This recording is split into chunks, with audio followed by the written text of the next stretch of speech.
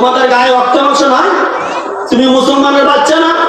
আল্লাহ হাবিব সাল্লাল্লাহু আলাইহি সাল্লাম মক্কা থেকে মদিনায় পালিয়ে গেছেন ঠিক, কিন্তু 5 বছর পরে মক্কা বিজয় করেছেন, ঠিক কি না? বন্ধুরা আমার, ভাইরা আমার, আপনাদেরকে মক্কা বিজয় করতে হবে, ঠিক কি না?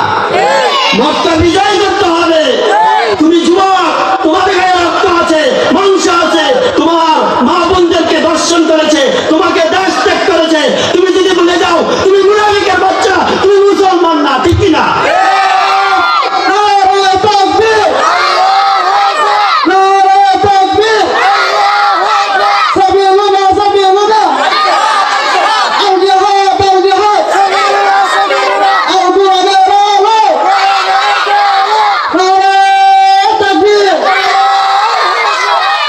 বিশ বছর পর আফগানিস্তান স্বাধীন, ঠিক কিনা?